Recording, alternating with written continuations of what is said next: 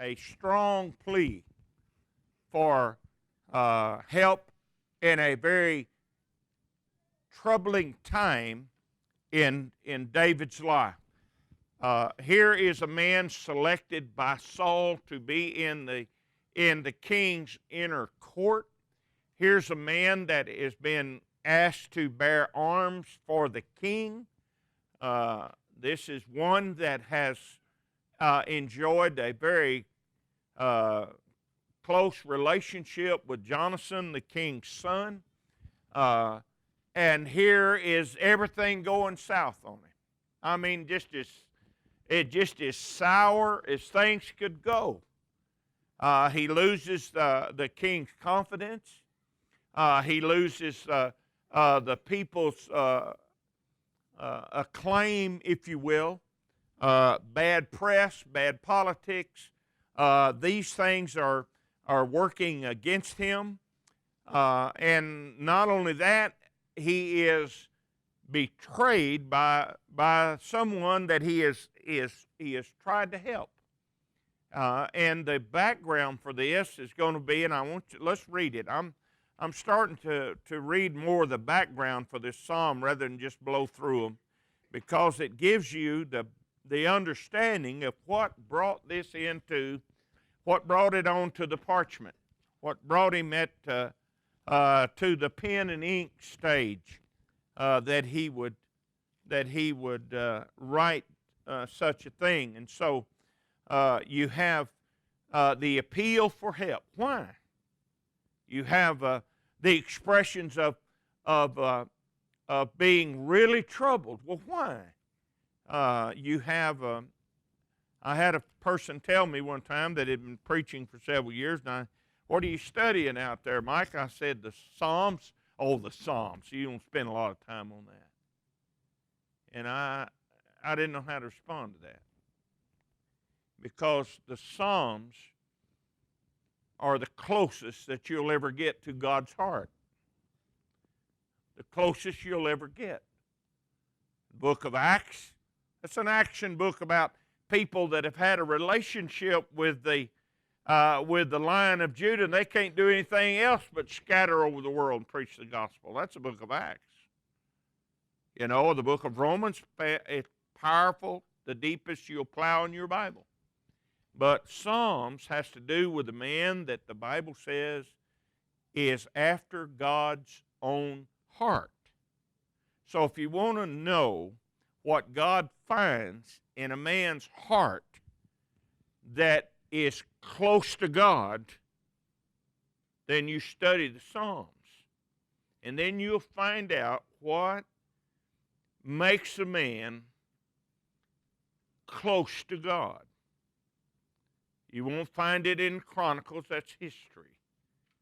You won't find it in the Song of Solomon, that's a love song between a man and his bride.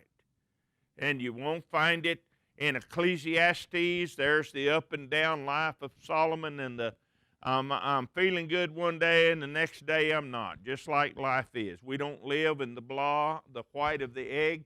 We live in the blahs. We have good days and bad days and in-between days, but every day is not wonderful and every day is not sad. And that's what Ecclesiastes is about. The 5 books of law, Genesis, Exodus, Leviticus, Numbers, and Deuteronomy, that's the law. That's the books of law. Okay? That's the do's and don'ts and the introduction of how we arrived on this earth and who made it possible to be here. That's what those books are. But if you want a relationship with God, you'll study the Psalms. And this will get you beyond these flippant type prayers of, you know, God is great and God is good. Let us thank Him for our food and all the brethren everywhere. Amen. It'll get us past that, you know, and it'll get us past that. The one that prays, let us be at the next appointed time, and the individual that usually says that is never there. It'll get us past that. You just take note of that, you know. Next time you hear that in the prayer, you just notice, now, that's brother so-and-so, and then the next appointed time, see if they're there. Like as not, they're not. That's been my experience. Chapter 23 of the book of 1 Samuel, because it gives us the background of what brought this psalm to the pen of David. And behold, they told David, saying, behold, the Philistines are fighting against Keilah and are robbing the threshing floors. Therefore David inquired of Jehovah, saying, shall I go and smite these Philistines? And Jehovah said to David, go and smite the Philistines and save Keilah. And David's men said unto him, behold, we are afraid here in Judah. How much more if we go to Keilah against the armies of the Philistines? And then David inquired of Jehovah again. And Jehovah answered and said, arise, go down to Keilah, for I will deliver the Philistines into your hand. And David and his men, you're talking about 38 men. All right, that's who he's talking about. 38, 2 Samuel chapter 23, 38 men. That's what you're talking about. Not talking about a great big army, okay? And he fought the Philistines and brought away their cattle and slew them with a great slaughter. So David saved the inhabitants of Keilah. That is important. See, he saw an injustice. He saw somebody being bullied by a bully. He saw people losing their grain harvest. He saw them losing their winter food supply. And so having the heart that David has, remember, after God's heart. So he asked God, let me get involved. Let me do something. God said, go do it. David's mighty men said, I don't know about this. And God said, yeah, take them and go. So they go down there, okay? So David saved the inhabitants of Keilah.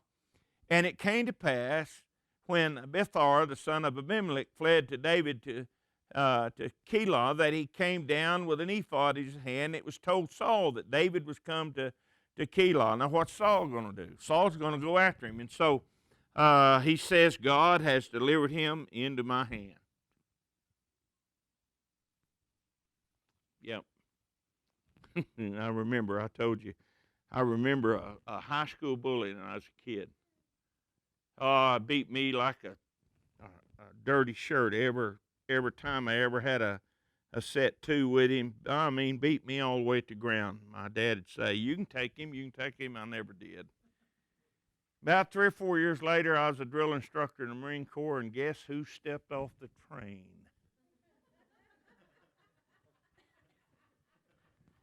And I walked up there to those yellow footprints, and I looked at him, and I said, God has delivered you into my hand. Yes, I quoted this. I said, God has delivered you into my hand. I first asked him, I said, do you remember me? Sir, yes, sir. I said, God has delivered you into my hands. What a wonderful time I had for the next 13 weeks. I had him in the palm of my hand.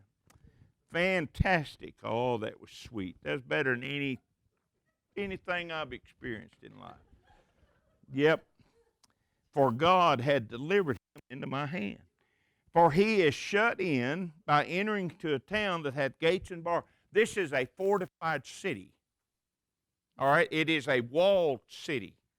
So David's been on the run, him and his mighty men, from Saul and 3,000 handpicked warriors. So he gets down into this city, and so what does Saul say? He's trapped. We got him. All right, so we're going to get him. Okay? And David knew Saul was devising mischief against him, and he said, Abithar, the priest, bring hither the ephod. And then David said, O Jehovah, the God of Israel, thy servant hath surely heard that Saul seeks to come to Keilah to destroy the city for my sake.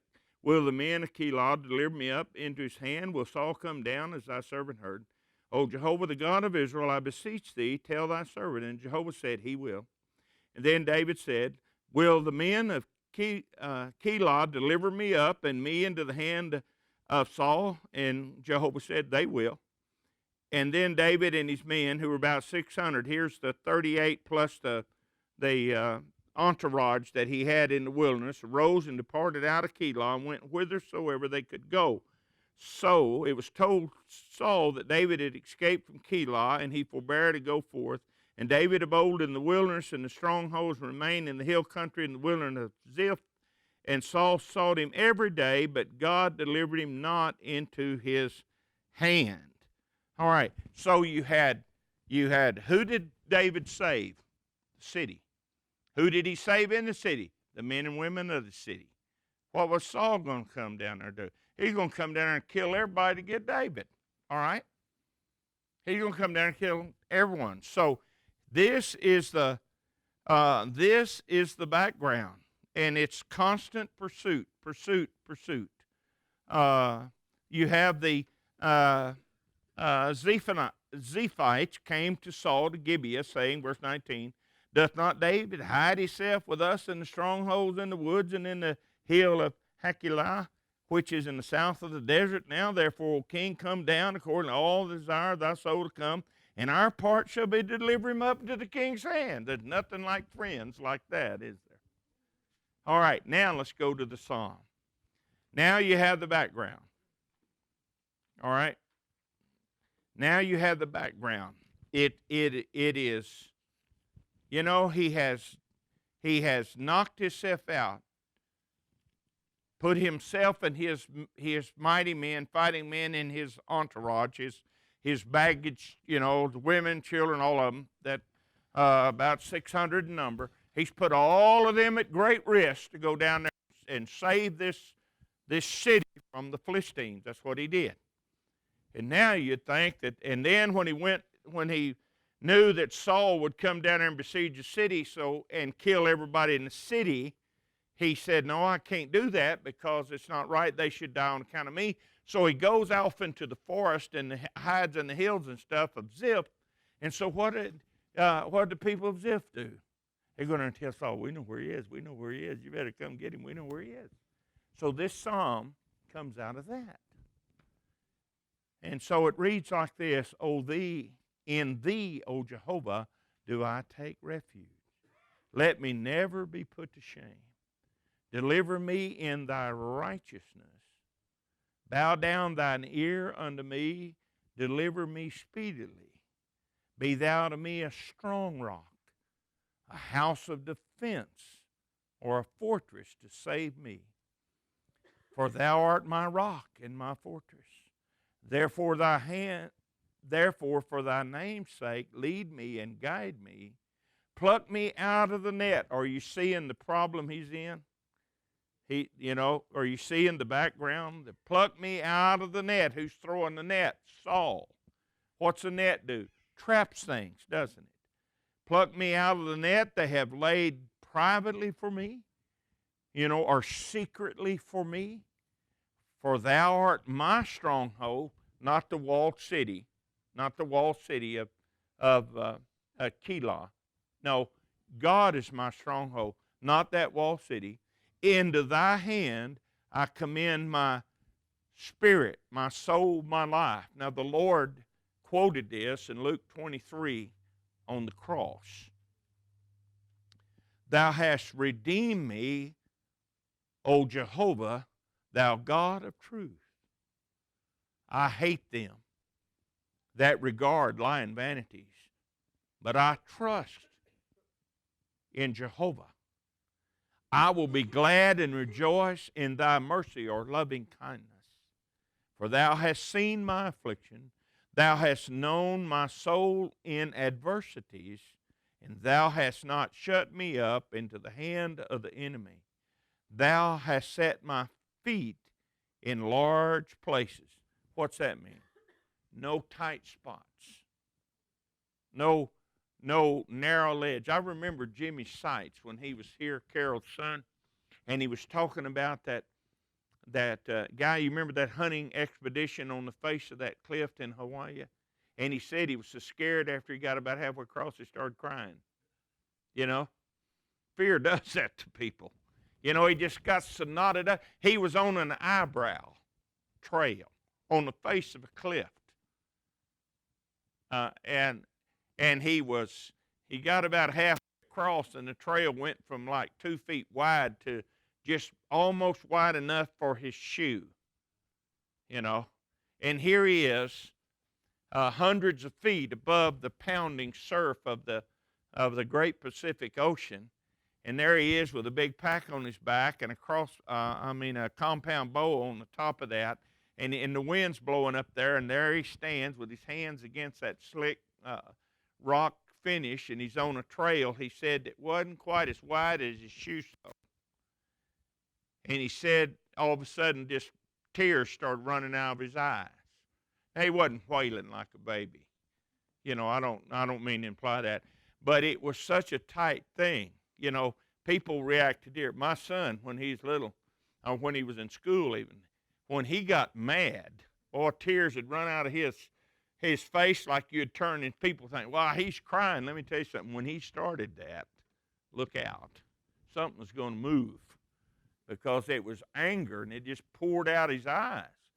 And it was an expression. When I knew when he started doing that I had to do something with him, because he's fixing to hurt somebody. Well, the thing about Jimmy was he was so afraid of that cliff face crossing it that he said actually tears started running out of his eyes. So he had a fear reaction. But here the psalmist says, I've got room. I've got room to maneuver. No one wants to be cornered. Best way to get a wild animal to hurt you is corner him. Or get a bull in a corner. Get a bull in the corner and see it. So he's saying, thou hast set my feet in room to maneuver. Have my hope before I rest. My eye waste away with grief, yea, my soul and my body. I'm telling you what, trouble can cause you to lose your appetite. It can cause you to lose your vision for the day. You can cry your eyes out. And his eyes are wasting away with grief. So here's a situation of just being in torment, crying, my soul, for my life is was saying, strength fails because of my iniquity, and my bones are wasted away. He says, what have I done to bring this on me? What have I done? What have I done that has brought this upon me? Because of all my adversaries, I'm become a reproach, yea, unto my neighbors exceedingly, and a fear to my acquaintance. His friends are pushing him away. Why? Dangerous to be around him. It's dangerous to be around him. Because when the arrows start flying, you don't want to be close to this guy. And Saul's already demonstrated that he can miss with the spear, hadn't he? Because he's thrown a spear at him and missed. So you may be the next available thing for that spear. He may throw it at David and hit you. Okay, so here's the thing, being around him is hard. And neighbors don't want to be close to him because, hey, you're going to bring trouble. You're going to bring trouble. We don't want trouble. We don't want trouble, so we're not going to get involved. They that did see me without fled from me. When they saw me, they took off. They took off. This is a psalm of heartfelt grief. Friends left him. Acquaintances left him. No one wanted to be with him. Is he right? Yeah. Is he standing for the right? Yeah. But that don't always win the day. It doesn't. It doesn't always win the day. I am forgotten as a dead man out of mind. That's just life, isn't it? The living go on with life. Someone passes away, we do all we can. And the family, just like Ida and her brothers, they're gathered to do all they can. And they'll do what they can. But after a while, the visits even to the cemetery will stop. Go by and make sure headstones not tilted or go by and see. I stop every time I go to Arkansas. I stop by the Czech National Cemetery in Prague, Oklahoma. I stop by there, pull up next to the headstone, and my mother and father are buried there. And I need to chisel the name on the tombstone different because it says Crowley instead of Krolinski, because it's a Czech National Cemetery, and that's the only English name in that cemetery. I can't believe Dad did that. You know, it's Zerkowicz and all of them Polish-sounding Czech names, and there's Crowley in the middle of it. Good grief, Dad. But that's where they're buried. I go by there when I go to Arkansas, whatever trip I go by, but I don't make regular trips, and nobody else does. When you're dead, there are some passing memories and there's some sweet memories, but like a dead man out of mind, you know, the family, the immediate family remembers, and they see the pictures in the hall, and they hanging on the wall, and they remember, and their heart burns, and they do. But the community, well, things just go. There's some people you take to the cemetery, and you will remember them on a regular basis. And there's some people you take to the cemetery, and after you leave, your mind never hooks up again. You know, that's just, you know, it's kind of like one guy said one time, you oughtn't to live a life in such a way that you expel everybody from your life, because you need at least 6 to carry you and 1 to read over you. So you need to cultivate at least 7 friendships. I am forgotten as a dead man out of my, I'm like a broken vessel. What's good? Judy Ann got a deal in today that you put on these casserole dishes, and it's made out of some kind of silicone. I called it rubber, and she said not. And you just push it down on the top of that thing and then pick it up. And I said, oh, that thing's going to fall. But it didn't. But if one of them casserole dishes fall and hits the floor over here, then what value is it? A broken vessel, you know. It's nothing. A broken water jug, what's it good for? Nothing. And that's the idea, see? What do you do with a broken fruit jar? You know, what do you do with it? You sweep it up in the dustpan. Try not to get any of the shards in your hands, and you throw it in the garbage, don't you? And you try to wrap it in such a way that someone won't get hurt handling it. And so here's the deal. I'm forgotten as a dead man. You know, death ends responsibility and relationships. It just does. The 2 R's, responsibility and relationship. Death ends that. And Paul says that in Romans chapter 7, the first several verses. And so David said, that's the way. For I've heard the defaming of many, terror on every side. While they took counsel against me, they devised to take away my life. You know, fear is contagious.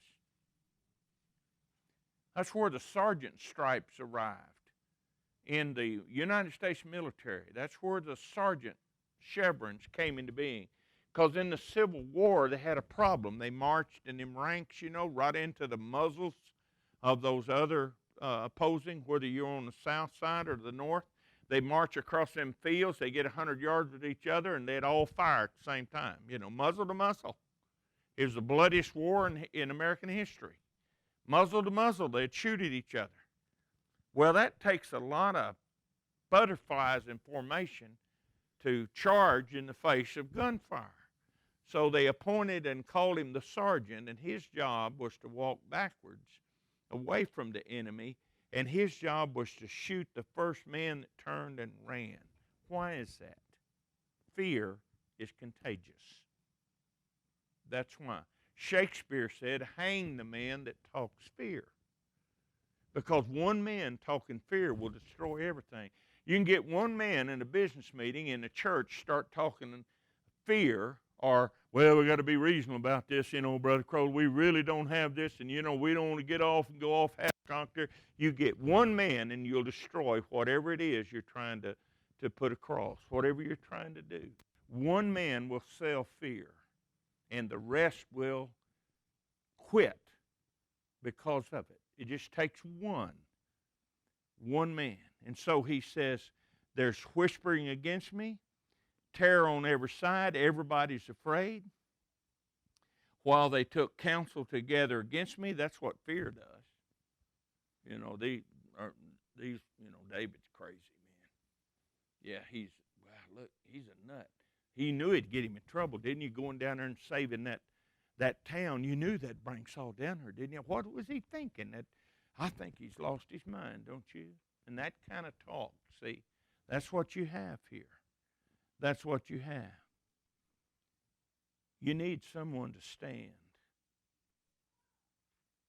You need someone to stop the fear from being contagious. He says, but here it is, contrast. The one man is going to stand. But I trusted in thee, O Jehovah. I said, thou art my God. When you say that, you've said plenty.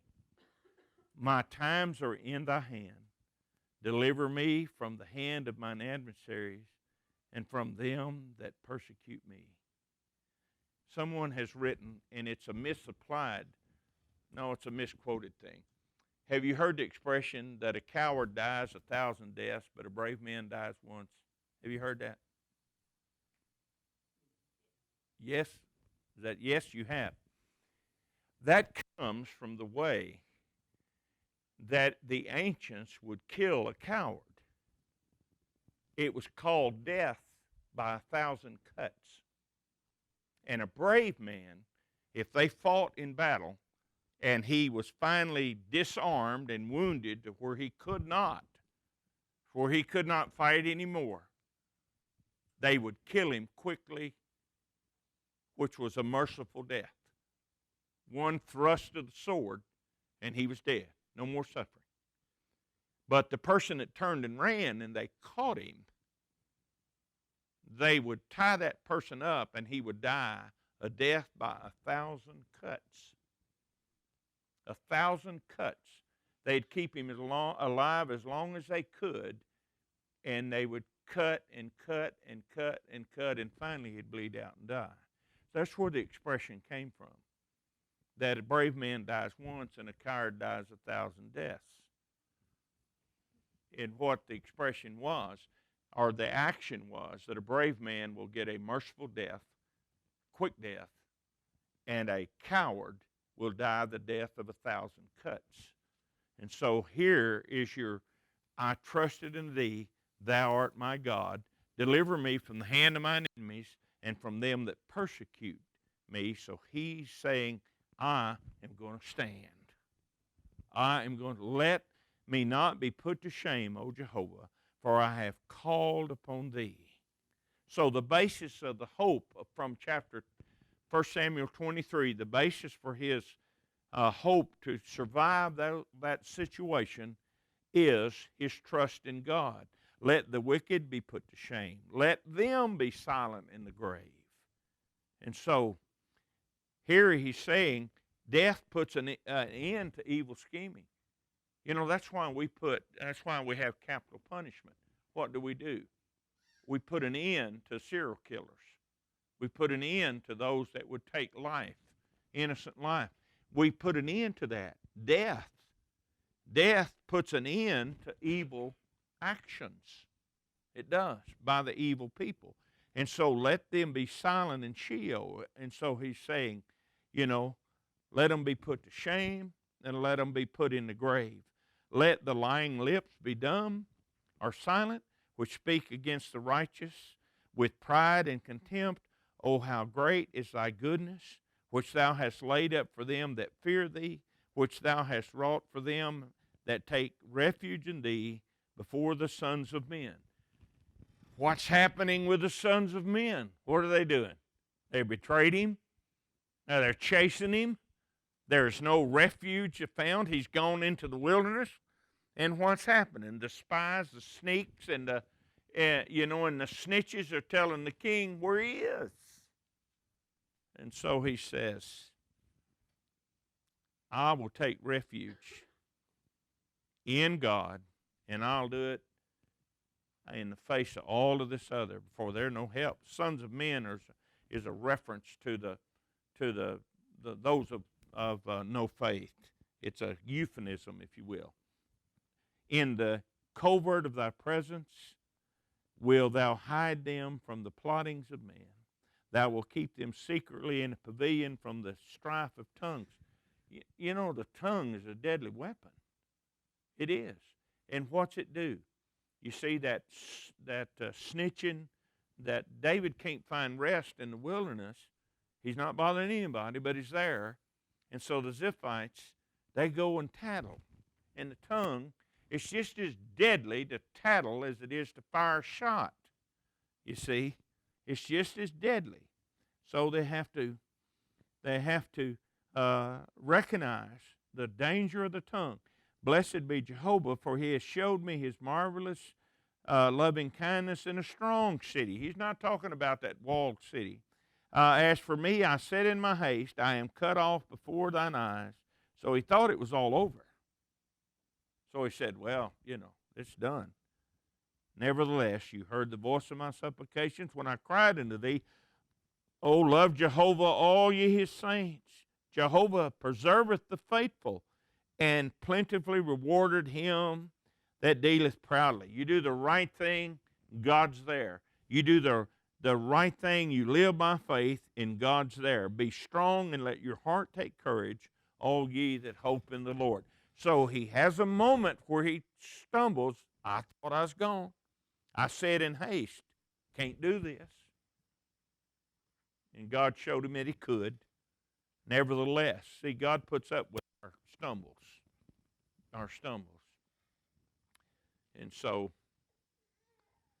it's a wonderful experience to be with men and women of faith. And so you look at the outline. Look what he assessed.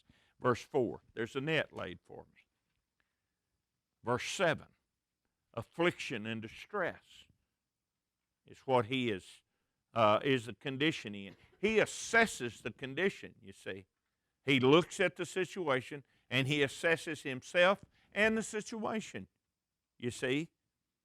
In verse 8, there's the enemy identified.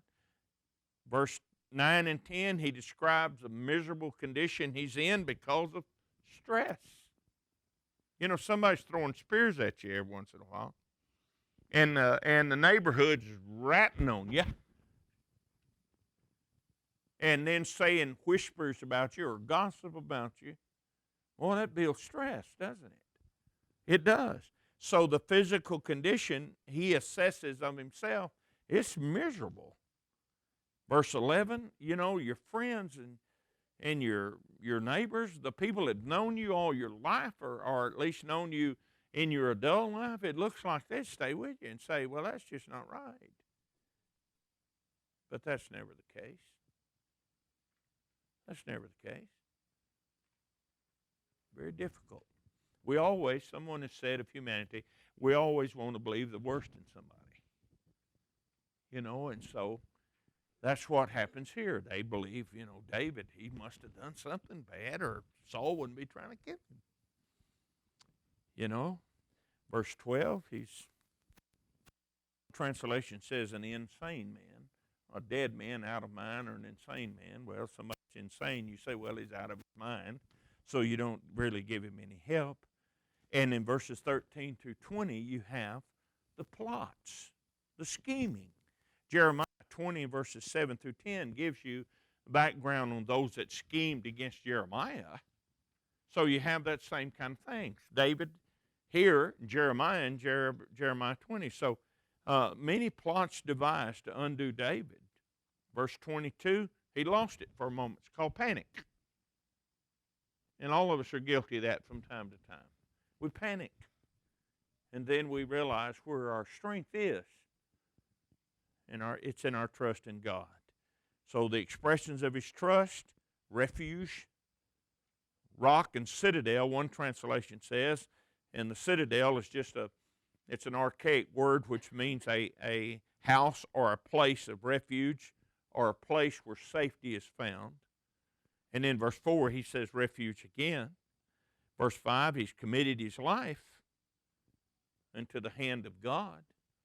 Unto thee I commit my spirit. And Jesus used that, as we mentioned.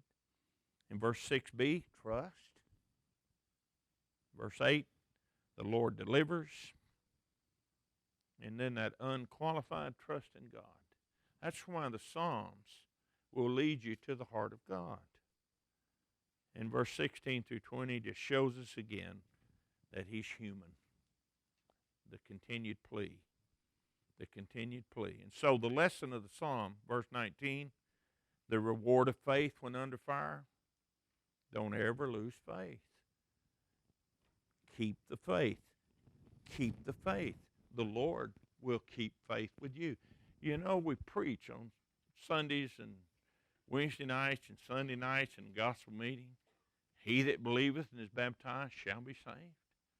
That's the Lord keeping faith with us. If you believe and if you're baptized, Jesus said, I'll keep the covenant. I'll save you. I'll save you. That's tremendous, isn't it? That's why he said, he that believeth. What's that? Faith. It's a good psalm, isn't it? Study the life that brings the psalm into action, and you really get an understanding of this man.